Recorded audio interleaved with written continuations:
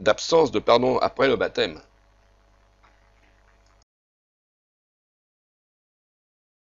Jusqu'à 313 et l'édit de Milan, l'Église a été tolérée tacitement, mais elle demeura menacée de persécution et souvent persécutée. Jusqu'à 313, l'Église se composa d'adhérents librement convaincus.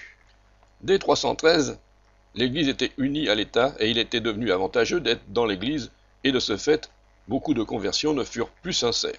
Bientôt il fut dangereux de ne plus être dans l'Église. De plus, l'Église devint une Église dite de multitude, c'est-à-dire qu'il n'y eut pratiquement plus de distinction entre l'Église et le monde christianisé. En même temps, les erreurs et les pratiques de l'époque anténicéenne s'accentuèrent jusqu'en 1517. Les controverses doctrinales avant 313 étaient réglées surtout par des écrits, mais les controverses très nombreuses des 4e et 5e siècles furent résolues par des conciles, faciles à réunir à cause de la protection de l'État et de l'unité politique.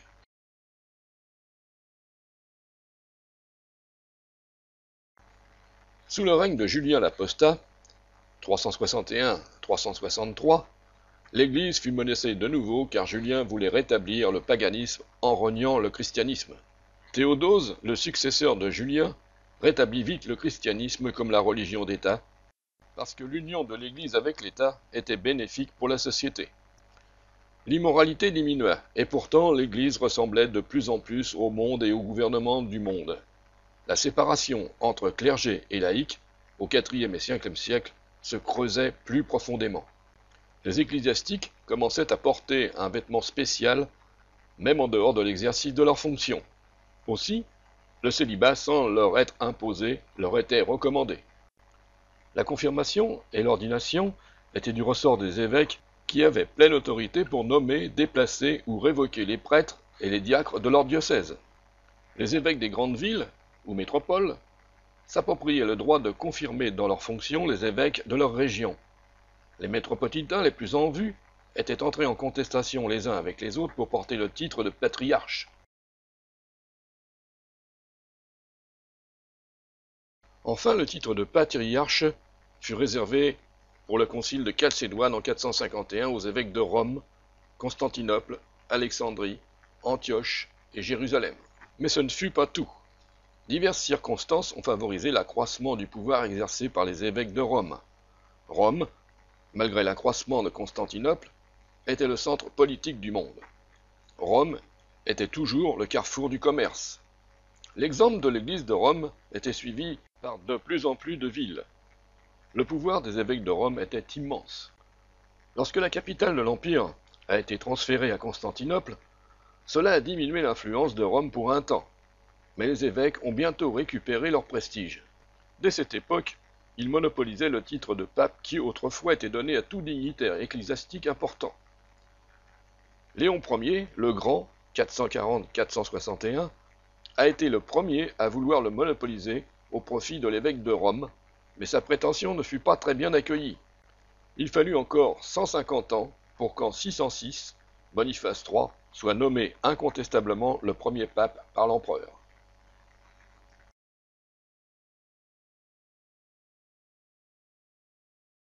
L'influence de l'Église ne fut pas facile dans le monde du Moyen Âge. L'Église, en effet, a participé à sa façon au recul de la civilisation et a perdu son identité d'Église modelée sur l'enseignement biblique.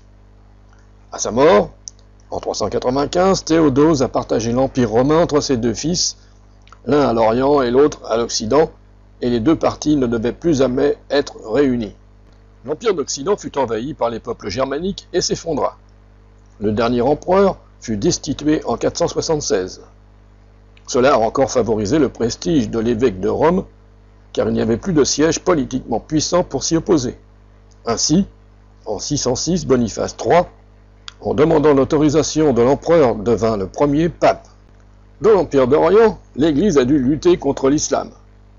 De plus, plusieurs controverses au sein de l'Église pendant le 8e siècle l'ont affaibli et peu à peu ont réduit l'importance des patriarches d'Alexandrie, d'Antioche et de Jérusalem. De ce fait, le patriarche de Constantinople est devenu le seul chef de l'Église orientale. La scène était prête pour le conflit entre Rome et Constantinople et la division définitive entre les églises d'Orient et les églises d'Occident.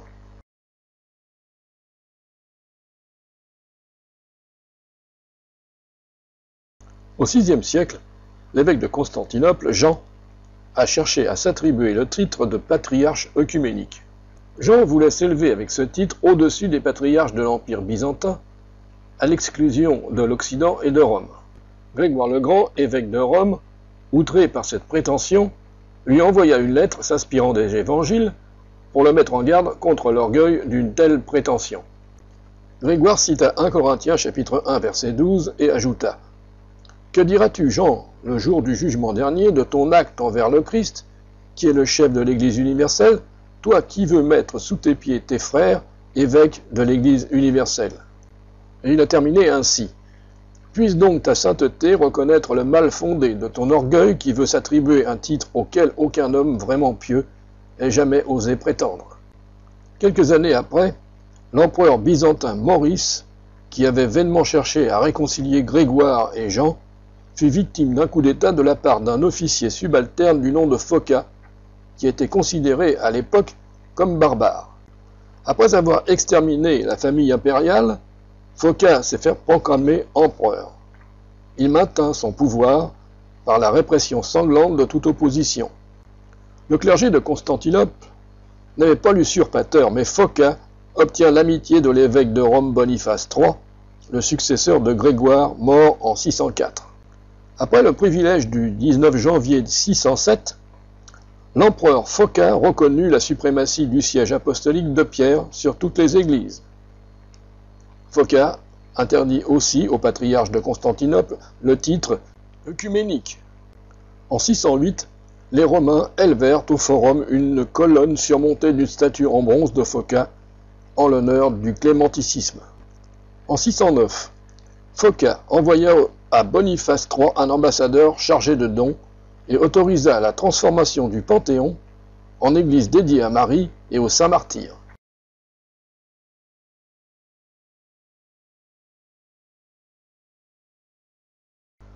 Sous Charlemagne 771-814, il y eut une période de renaissance inspirée de l'influence chrétienne. Charlemagne mit fin au royaume lombard, combattit les musulmans et les repoussa au-delà de l'Èbre, et ensuite attaqua les Saxons. Il voulut convertir les Saxons au christianisme. Ainsi, après les avoir vaincus par sa supériorité militaire, il les obligea sous peine de mort à se faire baptiser. C'était le début des conversions obtenues par la violence. Charlemagne est allé encore plus loin quant à son autorité, en nommant les évêques lui-même, en convoquant les conciles et en surveillant la moralité des prêtres. Il décida que c'était le moment de rétablir l'Empire romain en Occident, et ainsi le pape Léon III, 795-816, couronna l'empereur.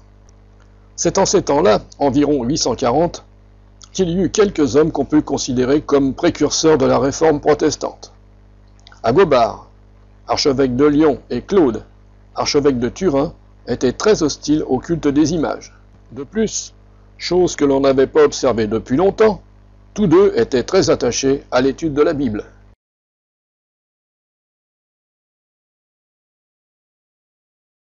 Au Xe siècle, l'abbé Bernon fonda près de Chalon-sur-Saône l'abbaye de Cluny. Il ne plaça pas l'abbaye sous l'autorité des évêques, comme c'était la pratique auparavant, mais directement sous celle du pape. À cause de la corruption au sein de l'Église, les empereurs allemands firent appel aux moines de Cluny pour la réformer. Plusieurs moines par la suite sont devenus papes et ont préparé l'Église maintenant appelée l'Église catholique romaine pour la période suivante.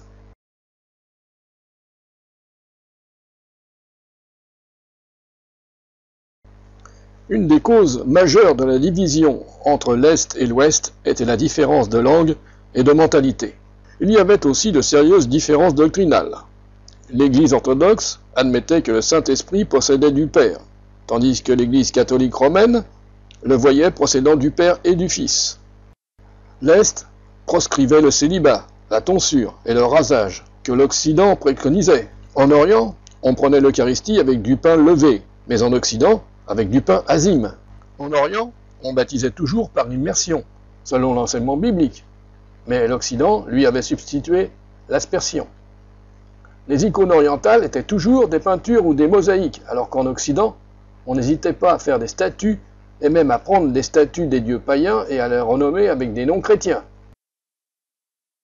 La cause fondamentale du schisme, cependant, était absolutisme papal, qui voulait exercer la domination sur le patriarche de Constantinople, tandis que celui-ci refusait catégoriquement de se soumettre. Sous Nicolas Ier, 858-867, appelé le Grand, le patriarche Ignace de Constantinople fut déposé par l'empereur dont il avait censuré la vie licencieuse. Photius fut mis à sa place par l'empereur, mais Nicolas Ier lança l'anathème sur Photius. La rupture définitive eut lieu en 1054 entre le patriarche Michel Cyrularius et le pape Léon IX. Après une dispute violente, le légat Humbert déposa une formule d'excommunication contre le patriarche. Michel Cyrularius, à son tour, convoqua un synode qui excommunia le pape.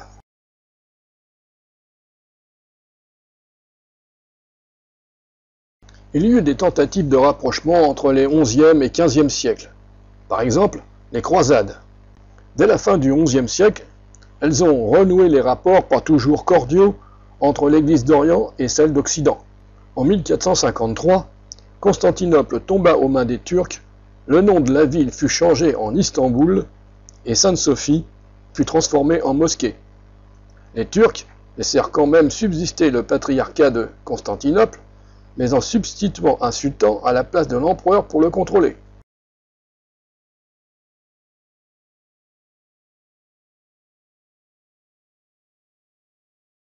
En conclusion, malgré bien des témoins fidèles, les moines, missionnaires, certains évêques, les iconoclastes, cette période marqua un recul effrayant par rapport à l'Église primitive. En 1054, les deux branches du christianisme se séparèrent, mais toutes les deux avaient un évangile obscurci par une morale relâchée. Il est difficile, sinon presque impossible, de trouver de simples messages de l'évangile. Mais quelque part, il restait des fidèles à la parole de Dieu. La Bible était toujours là. Le fil conducteur de la fidélité n'était pas encore perdu. Comme Jésus l'a bien dit, le ciel et la terre passeront, mes paroles ne passeront pas. En Luc chapitre 21, verset 33. Ainsi, selon la promesse faite par les Écritures,